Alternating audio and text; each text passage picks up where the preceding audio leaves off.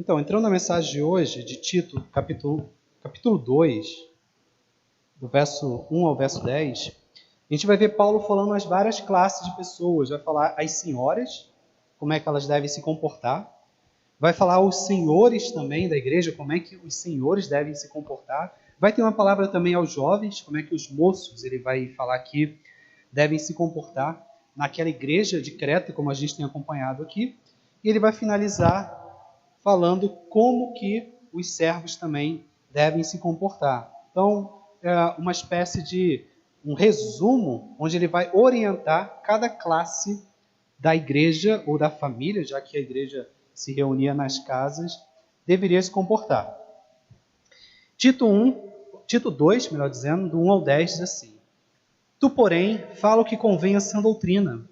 Quanto aos homens idosos, que sejam temperantes, respeitáveis, sensatos, sadios na fé, no amor e na constância. Quanto às mulheres idosas, semelhantemente, que sejam sérias em seu proceder, não caluniadoras, não escravizadas a muito vinho, sejam mestras do bem, a fim de instruírem as jovens recém-casadas a amarem seu marido e seus filhos, a serem sensatas, honestas, boas donas de casa, bondosas, sujeitas ao marido, para que a palavra de Deus não seja difamada. Quanto aos moços, aos jovens, de igual modo, exorto-os para que em todas as coisas sejam criteriosos. Torna-te pessoalmente padrão de boas obras. No ensino, mostra integridade, reverência, linguagem sadia e irrepreensível, para que o adversário seja envergonhado, não tendo indignidade nenhuma que dizer a nosso respeito. Quanto aos servos, que sejam em tudo obedientes ao seu Senhor, dando-lhe motivo de satisfação, não sejam respondões, não furtem, pelo contrário, deem prova de toda a fidelidade, a fim de ornarem em todas as coisas a doutrina de Deus, nosso Salvador. Então, esse é um daqueles textos que a gente tem certeza que, de alguma forma, vai falar o nosso coração. Porque ele vai falar para cada classe. Os jovens estão ali atrás, aos senhores, às senhoras, né? E aos servos, porque todos nós somos servos de alguma forma. Então, é um daqueles textos que a gente pode dizer que ninguém vai se escapar aqui da igreja, né? Tem uma palavra para cada um. Mas, assim, no início, quando Paulo vai começar a falar com Tito, no verso 1, ele coloca assim, ó, Tu, porém, fala o que convém à sã doutrina. E ele faz só um contraste, só para que a gente entenda aqui, ele faz só um contraste com o que ele falou antes. Lembra, a gente estava falando aqui dos falsos profetas, como é que são os falsos pastores, e agora Paulo mira para Tito e fala, Tu, porém, Tito, você tem que ser diferente. Com você é a sã doutrina, diferente dos falsos mestres. E o interessante aqui no início, irmãos, é que quando Paulo usa essa palavra sã doutrina, o significado aqui é de algo saudável e tem relação com alguém. Imagina alguém que antes estava doente e foi curado, agora está saudável. E aí, não sei se os irmãos lembram, não sei se eu já contei, melhor dizendo, quando eu quebrei o meu braço. Eu já contei aqui a história? Como que foi? Contei? Que foi 2 vezes, e aí levei para o hospital em um lugar, e chegou no hospital, não podia ser ali, tinha que ir em outro lugar, e aí meu braço estava fora de lugar, né? E fisicamente dizendo, não estava saudável, estava doente meu braço. Quem olha assim, não sei se os irmãos já viram, os jovens devem ter visto, né? Aqueles vídeos onde alguém está andando de skate, normalmente assim, andando de skate, aí o rapaz vai fazer uma manobra, não consegue fazer a manobra, cai com o braço. Aí o braço fica como? Fica torto. Você nem consegue ver direito. Pelo menos eu não consigo ver. Aí meu braço estava assim. Tanto é que quando eu quebrei, eu não conseguia olhar. Alguém ficava segurando meu braço assim. Imagina que aqui seja a parte do meio. Seja essa parte aqui. Ficou assim. Essa parte quebrou para cá. Ficou um M aqui de fato. Estou mexendo aqui embaixo. Isso. E aí, fazendo a associação aqui com o que Paulo está dizendo, quando ele fala assim, ó, você prega sã doutrina, ele está falando assim, olha, não deixa que nada com que você fale pareça fora. Assim como o meu braço estava fora de lugar, você olhava assim, você tinha gastura, aquilo trazia, de certa forma, uma repulsa. é como se Paulo dissesse, ó, uma sã doutrina, ele tem que chegar aos ouvidos das pessoas como algo agradável, não pode ser como algo doente, como se você estivesse olhando para o meu braço quebrado e você falasse assim, nossa, não consigo nem olhar. Então a ideia aqui é de algo saudável, algo que a gente olha assim e se sente satisfeito, se sente que é agradável, algo que aos ouvidos é algo que preenche o nosso coração e vai alimentando a nossa alma. Então ele vai falar, olha, Tito, você lida com a sã doutrina. Mas depois que ele fala isso, aí ele vem para os idosos. Homens. E fala assim, ó. Quanto aos homens idosos, aos senhores, que sejam temperantes, respeitáveis, sensatos, sadios na fé, no amor e na constância. E não é à toa, irmãos, que Paulo começa a falar dos idosos homens. Porque, primeiro que Paulo sabia que os homens que eram os líderes, os cabeças, e porque ele sabia que os idosos homens eram aqueles que deviam mostrar à igreja mais maturidade. Ele não ia começar a falar aos jovens primeiro. Sabe que os jovens, não se exige deles que eles sejam mais maduros numa certa idade. Ele começa falando dos mais, entre aspas, né, daqueles que deveriam mostrar para a igreja mais maturidade. Quanto a vocês, senhores, que vocês mostrem o máximo de grau de piedade nas coisas, nas casas e nas igrejas. Não é? Não sejam, como as pessoas falam hoje, né, rabugentos.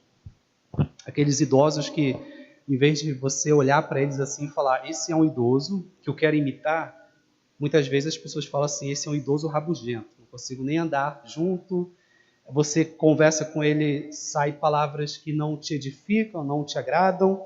E Paulo, ele recomenda, né, que os idosos sejam aquelas pessoas, como ele fala aqui, olha, temperantes, respeitáveis, sensatos, sadios na fé, no amor e na constância. São essas características. Quando a gente olha para essas, uma pessoa temperante, por exemplo, a gente já viu aqui em outros textos, é aquela pessoa que tem domínio próprio. Quando diante de situações onde é exigido que ela tome decisões sábias, ela não chega e toma decisão a partir de um pensamento rápido. Ela medita, essa pessoa pensa, tem domínio de si, não deixa ser levado pelas paixões, pelos apetites, e é uma pessoa disciplinada. Não é? E as pessoas olham assim e falam, é um homem de Deus. Eu confio nessa pessoa e é nessa pessoa que eu quero confiar. Aí depois ele fala respeitáveis, ou seja, de boa reputação. É olhar para um homem, por exemplo, de cabelo branco, e a primeira coisa que via à mente eu quero ser como esse senhor, eu quero chegar aos meus cabelos brancos como essa pessoa, e não como um velho encrenqueiro, por exemplo, fofoqueiro. Interessante, né? As pessoas olham para a fofoca como se fosse algo de mulher, né? Não sei porquê. Mas quando vê um homem fofoqueiro, quer dizer, é difícil ver um homem fofoqueiro. Pelo menos eu não vi. O homem conversa. Oi? Tá tendo, mas normalmente é mulher. Alguém até falou certa vez onde é que surgiu a fofoca. Os irmãos já ouviram? Alguém certa vez falou que a fofoca surgiu naquele período em que a serpente começou a conversar com Eva. E aí a serpente começou com Eva, falou, é assim que Deus disse realmente? Um contou para o outro, surgiu a fofoca, veio a queda. Uma mulher conversando lá no início. O homem estava fora. Então a gente já vê onde é que está a origem. Mas, voltando para o texto, ele vai falar, né, que vocês idosos tenham boa reputação. Que ninguém olhe para vocês como pessoas que sejam pessoas tagarelas, fofoqueiras, não respeitáveis, que não confiem em vocês, né, pessoas encrenqueiras. Não, mas que mantenham uma boa reputação de Cristo Jesus. E ele vai seguir a mesma linha, sensatos, ou seja, que tem equilíbrio nas atitudes. E depois ele vai falar algo importante, sadios na fé, no amor e na constância. E veja por que é importante, irmãos. O tempo, para algumas pessoas, faz a fé ficar fraca, faz a fé esfriar, faz ficar sem graça, faz ficar normal, faz ficar aquilo que eu falei domingo. Eu estou acostumado, já tem muito tempo que eu sou cristão, mas a ideia de Paulo aqui, olha, vocês que são idosos, que têm cabelo branco, vocês devem ser os mais sadios na fé, no amor e na constância. Vocês têm que chegar numa certa idade e mostrar uma maturidade muito grande para que os jovens possam olhar para vocês. É natural do jovem ser mais precipitado, mas ele espera chegar, olhar para um senhor, e aí ele precisa tomar uma decisão.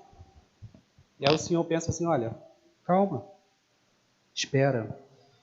E aí, a situação está andando, aí o jovem fica agitado, o senhor fala, não, espera um pouquinho, não está na hora não. E aí, às vezes, é essa prudência que os jovens esperam encontrar nos mais idosos, e esses idosos precisam mostrar, né, essa constância, não essa ideia de que eu tenho que tomar uma decisão rápida, de qualquer jeito, e eu mostro com isso que eu não sou uma pessoa sadia na fé, no amor.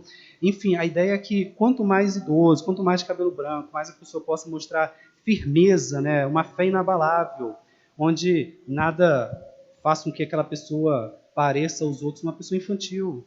Não, é uma pessoa sadia. E aí chegou agora as mulheres idosas. Verso 13 ele vai falar, agora quanto às mulheres idosas, quanto às senhoras, semelhantemente que sejam sérias em seu proceder, não caluniadoras, não escravizadas a muito vinho, sejam mestras do bem.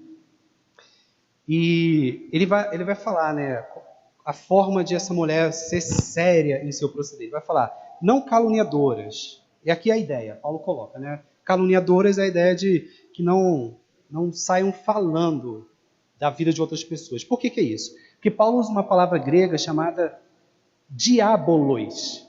Olha só que interessante. A palavra não caluniadoras é diabolos.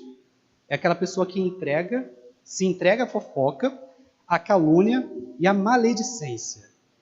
Isso é um assunto sério. E não é à toa que a palavra grega é diabolos, porque se a gente for olhar, qual é o objetivo de Satanás? O objetivo de Satanás é sempre enganar. É sempre colocar uma palavra de dúvida, uma palavra de incerteza no coração nosso. E quando Paulo fala assim, olha, que as mulheres não sejam caluniadoras, não sejam diabolos, ou seja, que vocês não se pareçam com o próprio Satanás. Que da boca de vocês não saiam palavras que possam causar dúvidas, incertezas, inseguranças, que vocês não sejam essas mulheres que saiam caluniando, que vocês não sejam diabos. É mais ou menos isso. Que vocês não sejam diabos, que vocês não sejam caluniadoras. Isso é um assunto sério. Eu brinquei no início, mas é sério, porque de uma certa forma a mulher ela tem uma propensão a falar mais, a ter essa facilidade de não se importar muito, às vezes saber qual é o limite entre uma conversa e essa conversa virar uma fofoca e essa fofoca ser um diabolos. Né? Ela acaba sendo uma espécie de agente, né? Agente de maledicência. E é um assunto sério, porque muitas vezes a gente encontra desculpas, e tanto homem quanto mulher, mas aqui ele está falando especificamente para as senhoras. Essa questão de, não, vamos conversar, vamos bater um papo aqui.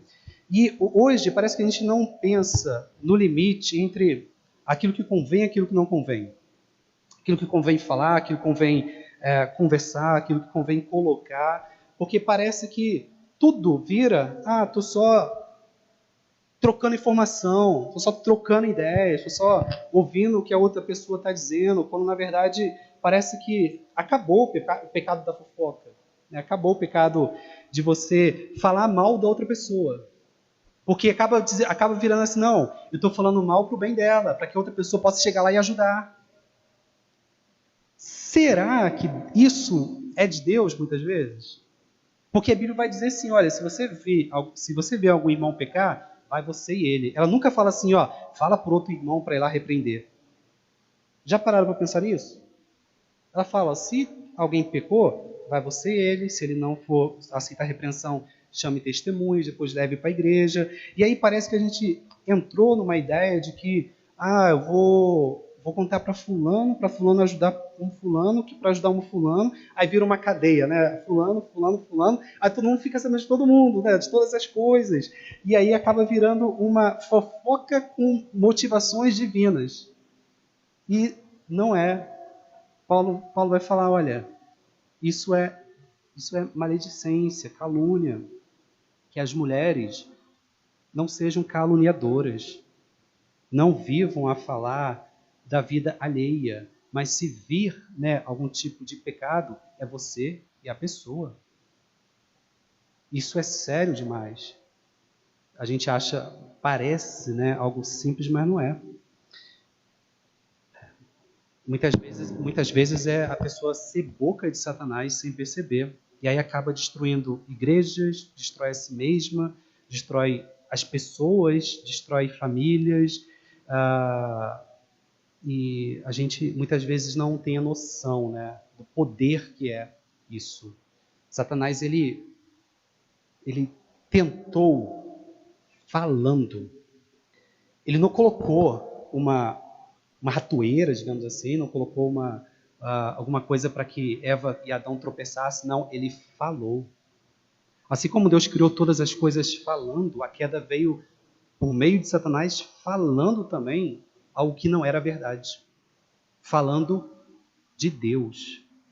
Assim que começou. Olha, Deus disse isso mesmo. Começou a fofoca. E houve a queda. Não é à toa que Paulo coloca isso com muita seriedade. Que vocês não sejam maledicentes. Porque é assim que começa.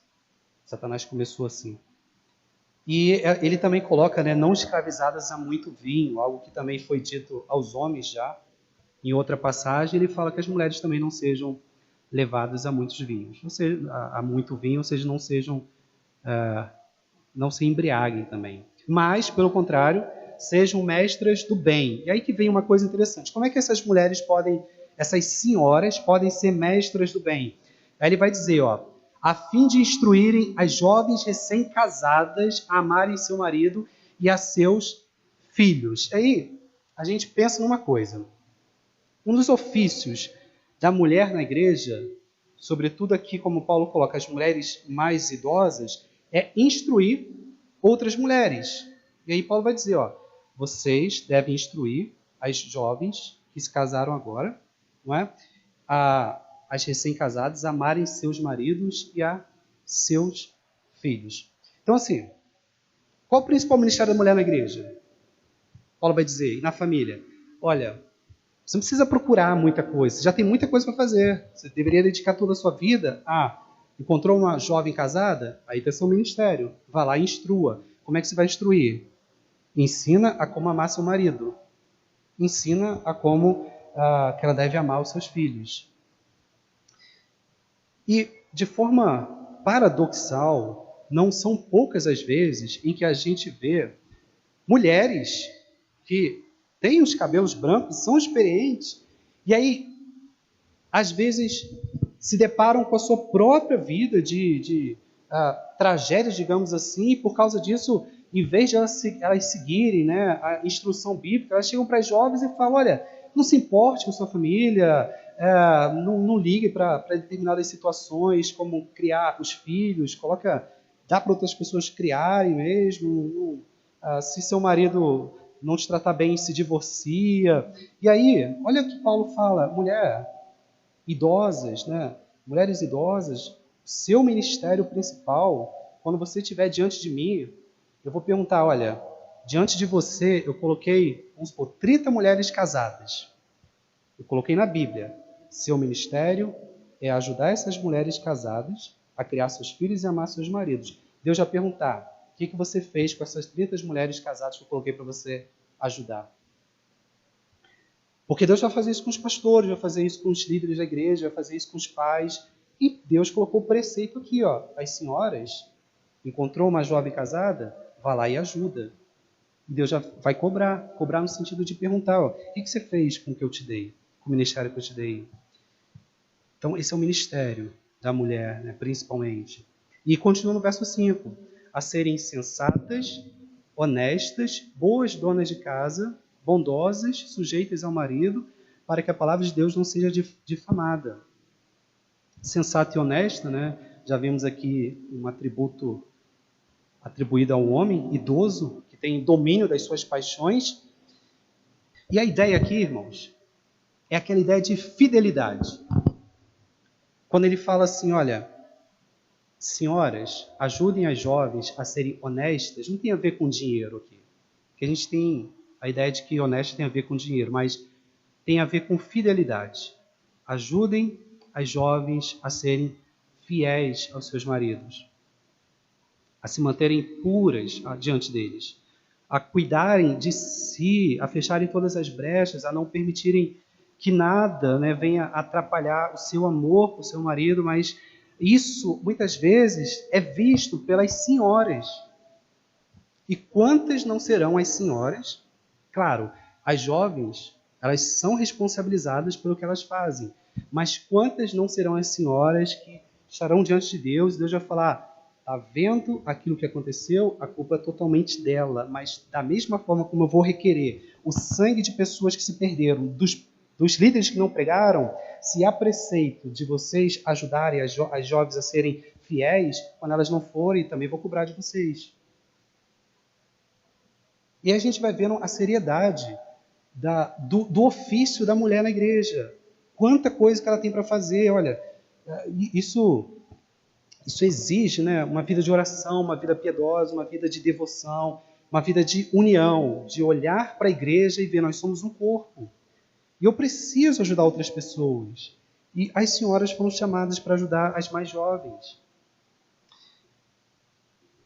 E ele vai dizer, as mulheres idosas devem, além disso, ensinar as mais jovens a também se sujeitar aos seus maridos, a respeitar os seus maridos, a caminharem com eles, né, amarem, estarem ao lado deles, a serem boas donas de casa.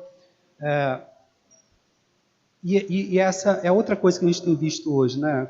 Quantas são as idosas que a gente vê se dedicando a esse ministério, se aprofunda nisso que Paulo está dizendo, entende que isso é um ministério para elas, de ensinar como é que elas são boas donas de casa, que cuidam dos seus maridos, do seu marido, do seu filho, mas em vez disso a gente vê as idosas aconselhando outras coisas. Ou muitas vezes, quem é que toma o papel das idosas? As jovens. É o mesmo caso. Quando Deus chama alguém para pregar, e se alguém não vai, muitas vezes vai um falso profeta, não é? E acaba destruindo. E aí quando Deus chama as idosas para pregar as jovens, quando elas não vão, vêm outras jovens e fazem o que elas não deveriam fazer. E acaba dando um ensino errado, muitas vezes. E aí a gente vê por que isso é importante, o que Paulo está colocando aqui. Paulo está ensinando as igrejas de Creta como é que eles devem se comportar. Isso, para Paulo, era importante. E é claro, né, Paulo aqui não está proibindo que a mulher tenha profissão, até porque Paulo falou o seguinte, ó, em Timóteo 1:13, 1 Timóteo 5:13, ele vai dizer que as mulheres não devem ficar andando de casa em casa como mulheres ociosas. Ou seja, as mulheres, elas andavam ociosas e Paulo vai falar, olha, em vez de vocês andarem de casa em casa ociosas, fiquem na casa de vocês. Quando ele fala assim, ó, sejam boas donas de casa, não está falando a ideia que a gente tem hoje que a mulher deve ficar em casa, cuidando da casa e fazendo tudo. Ele está falando assim, olha, não sejam aquelas mulheres que não tenham a sua própria casa. E aí fica vagando, vai na casa da vizinha, vai na casa da outra, aí conversa um pouquinho aqui, conversa um pouquinho ali, conversa um pouquinho ali, e aí quando chega em casa, às vezes até se perde. Onde é que eu moro mais? Onde é que eu moro mesmo? Sabe nem onde mora mais, está em tanta casa. É isso que Paulo está dizendo aqui, olha. Lá em 1 Timóteo 5,13, vai falar, mulheres, não fiquem andando de casa em casa. Aí quando ele fala, sejam boas donas de casa, fica na sua casa, mulher. É mais ou menos isso, fica aí, cuida da sua família. Essa é a ideia, não é a ideia que as pessoas querem colocar hoje que ela não deve ter profissão, não, pelo contrário. Deve cuidar da sua família, depois trabalhar, fazer o que Deus chamou para fazer. Mas além disso, claro, a aplicação e uma ordem de prioridade na vida das mulheres. Primeiro, amar a Deus, amar o marido, amar os filhos, cuidar da casa, e depois vive a sua vida profissional, não é? Conforme Deus a chamou. E veja a razão, irmãos, da importância disso no final do verso. Paulo vai dizer, para que a palavra de Deus não seja difamada. A insubmissão, o descuido com a casa, com o marido, com os filhos, seria para Deus um escândalo ao mundo. Seria uma vergonha ao Evangelho. Então Deus leva isso a sério e fala: por que eu estou fazendo essa lista grande aqui dos senhores, das mulheres, depois vai falar dos jovens, depois vai falar dos servos, vai falar porque eu não quero que o meu nome seja difamado, não quero que haja escândalos. E na parte em que ele fala escândalo, ele fala que pode ocorrer isso quando as mulheres não seguem o ofício, né, chamado o papel que Deus deu para elas. E fazendo uma aplicação rápida aqui, né, em tempos em que a mulher busca tantos cargos na igreja, busca o ministério da pregação, busca fazer tantas coisas, Deus diz que seria escândalo uma mulher querer fazer isso, mas não manter a sua casa em ordem, não criar seus filhos com puro amor do Evangelho, não cuidar da sua família, não orientar as mais jovens, não ensinar as mais jovens a serem fiéis, não ensinar as mais jovens. Ou seja, a mulher tem tanta coisa para fazer que às vezes fica procurando outras coisas e aí o principal não faz. Não é? E Paulo coloca aqui com muita clareza o que é o principal. Agora os jovens que estão aí atrás, chegou a vez de vocês. Verso 6 vai dizer assim: quanto aos moços, aos jovens, de igual modo, exorta-os para que em todas as coisas sejam criteriosos. E Paulo sabe que a juventude é aquele momento de mais perigo, onde o homem, a mulher, é mais tentado, de certa forma. Há mais tentações, a ideia de companhias erradas, pessoas que os jovens andam errados, a questão da precipitação, aquela questão de ansiedade em relação à vida, o que vai acontecer no futuro. E Paulo sabe, jovens, vocês devem ser criteriosos. E a ideia aqui é sábios em todas as coisas.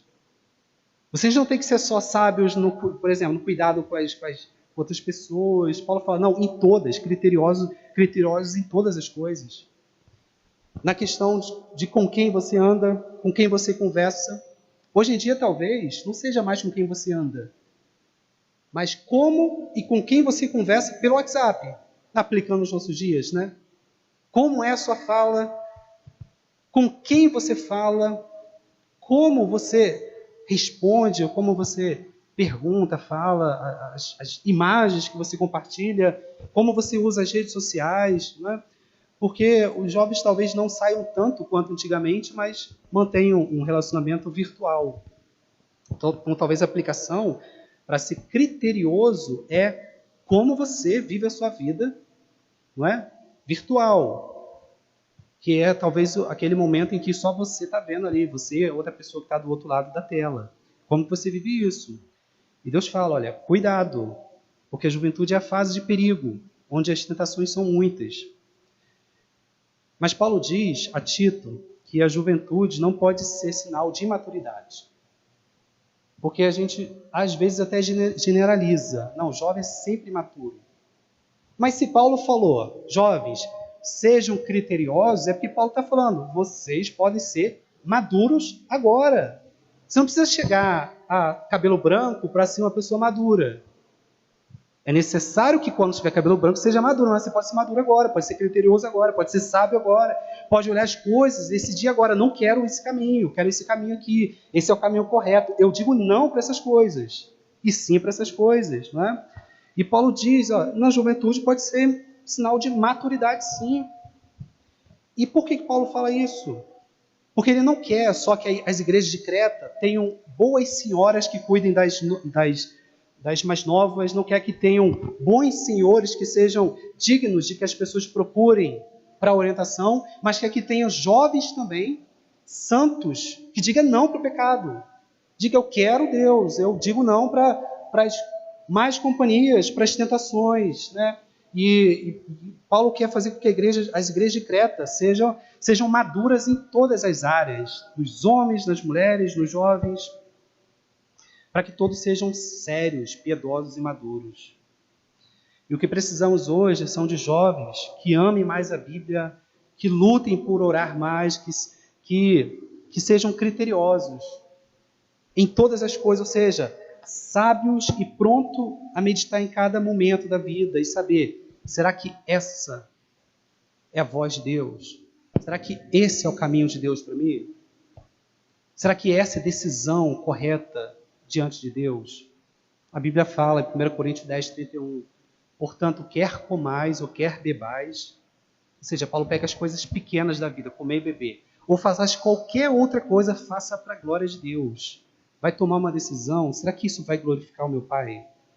Será que isso vai glorificar Deus? Será que Deus vai se agradar disso? Todos os jovens devem fazer isso, devem pensar nessas coisas, para saber se está sendo criterioso, se está adorando a Deus em cada decisão da vida. E a gente precisa de jovens com coragem, como José, não é, para fugir das tentações sexuais, coragem como Davi, para ser fiel a Deus em momentos difíceis, ainda que diante de outras pessoas, a nossa decisão, a nossa atitude pareça uma atitude que os outros vão olhar e vão falar assim, mas é bobo, olha só como é que ele é bobo, e vão zombar.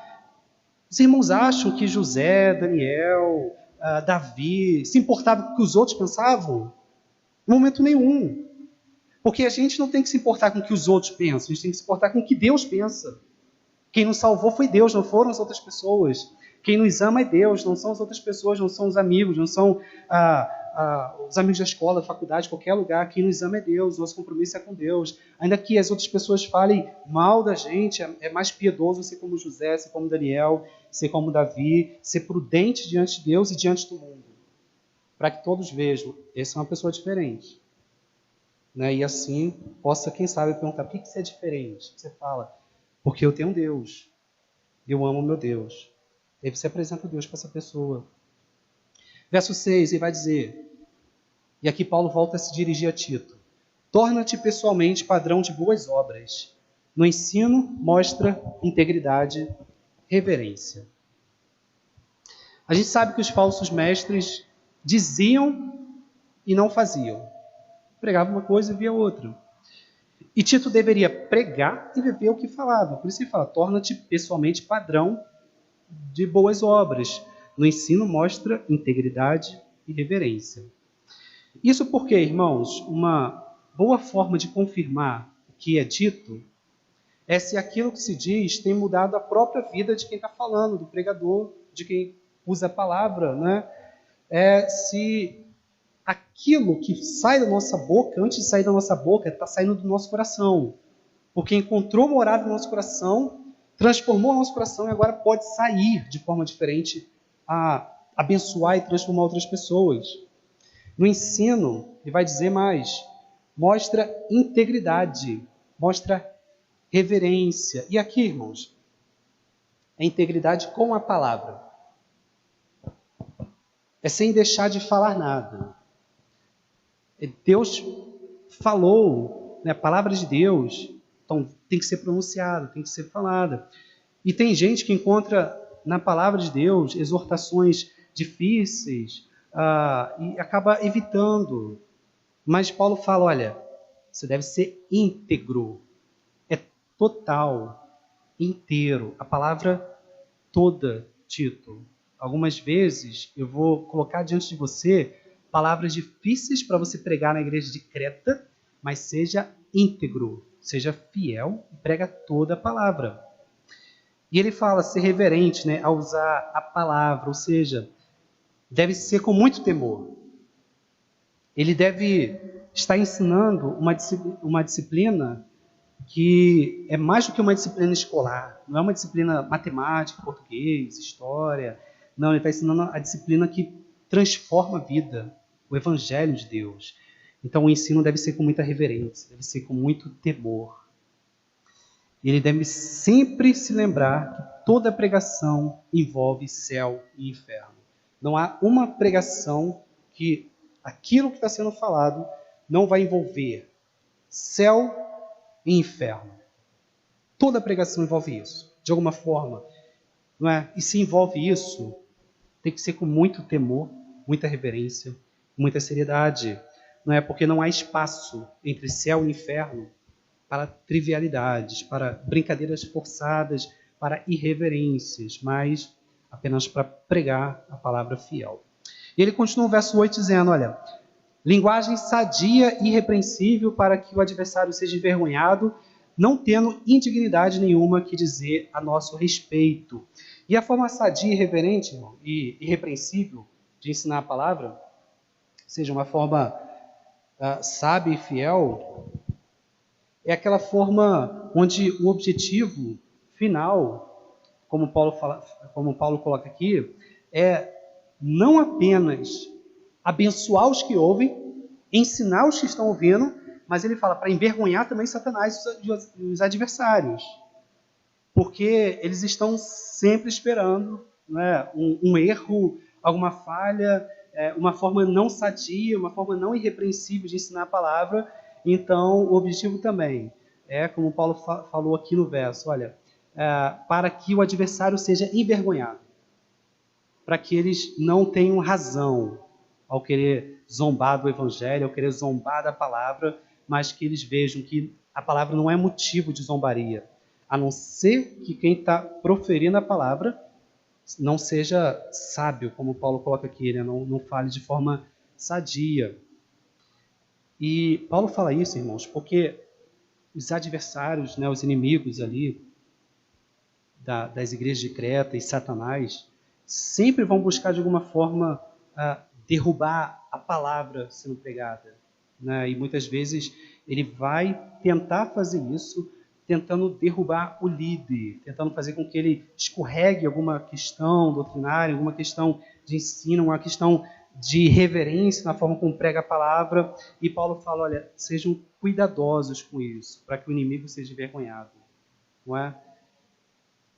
E aí, caminhando para o final, verso 9, vai dizer, quanto aos servos, que sejam em tudo obedientes ao seu Senhor, dando-lhe motivo de satisfação, não sejam respondões. E aqui ele fala aos escravos, né, que seriam hoje, aplicando os empregados. Ele vai falar, obediência em tudo. Obedeçam, claro, desde que não envolva pecado, desde que os senhores não mandem vocês pecarem. Mas fora isso, sejam obedientes em todas as coisas. E olha só, irmãos, como é que é essa obediência. Não é aquela obediência onde a pessoa fala assim, olha, faça, e você fala, tá bom, vou fazer.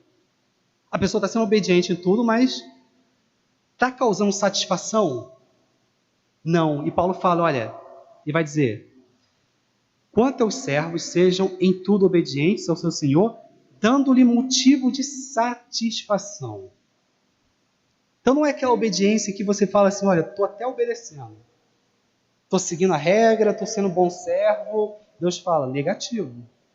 Não é obedecer carrancudo, obedecer, a pessoa fala, você fala que vai, vira as costas e fala alguma coisa negativa, reclama, murmura em pensamento. Paulo fala, não, está errado, tem que obedecer com amor, né, com satisfação, a tal ponto que a pessoa, né, naquele caso o senhor e hoje os patrões, olhem para você e falam, estou satisfeito com o meu empregado. Porque ele não só obedece porque eu estou mandando, ele obedece e me satisfaz. Mostra que é um bom servo, mostra que ele faz isso com dedicação, faz isso com alegria. E no fim das contas, irmãos, por que os servos de Deus servem assim? Porque a gente entende que aquilo que a gente está fazendo não é para o patrão, é para Deus.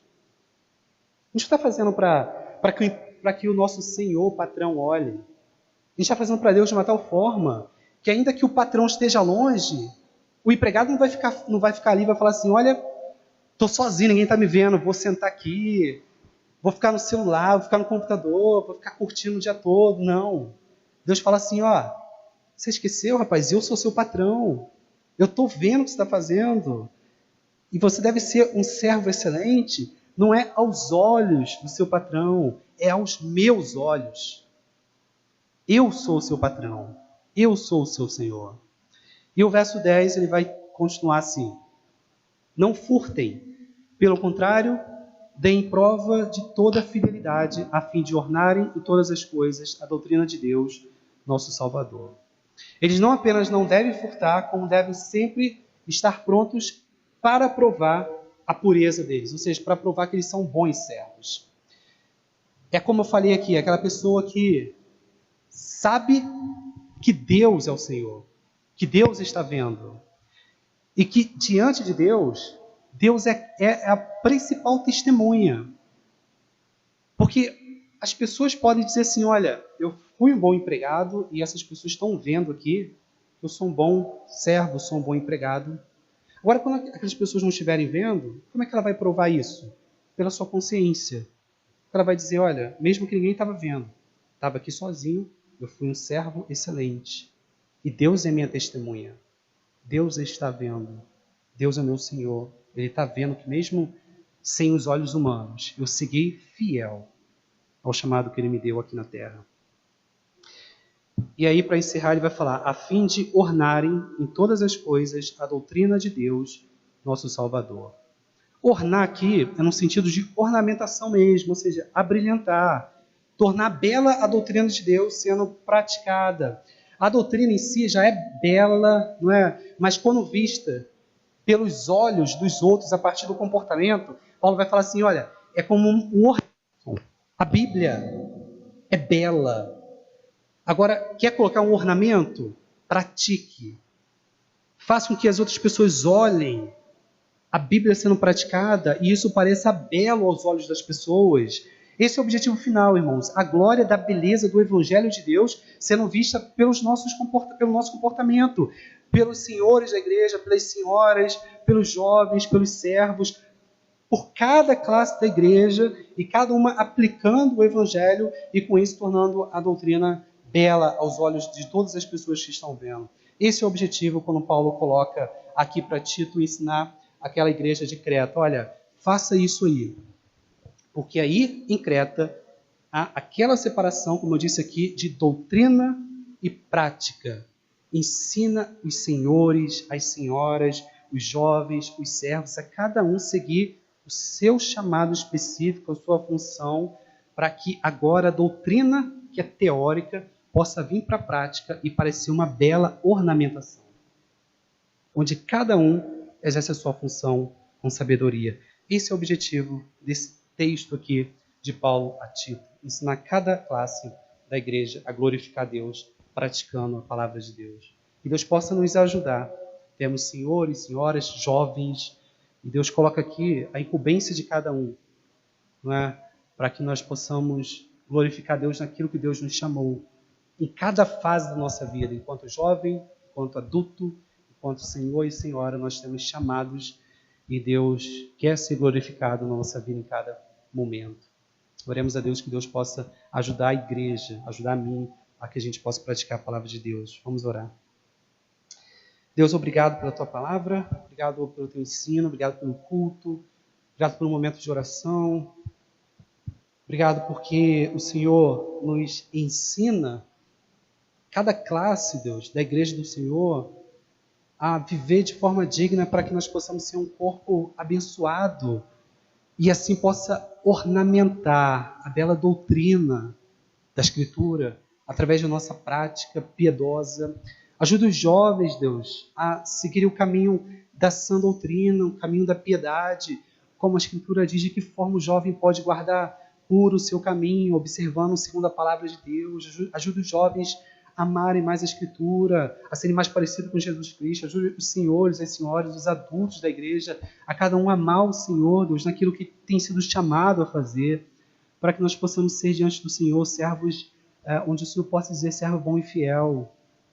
Servo bom e fiel. Abençoa a tua igreja, Deus, para que nós possamos seguir a tua orientação que o Senhor tem para cada um de nós. Ajuda-nos agora a chegar em casa, na tua presença, ser guardado pelo Senhor. Abençoa o nosso restante de semana, o fim de semana que teremos aqui. Se for da tua vontade, nós possamos estar aqui mais uma vez para glorificar o teu nome. Obrigado por mais um dia de vida. Obrigado por tudo. Em nome de Jesus, Senhor. Amém. Amém. Deus abençoe, irmãos.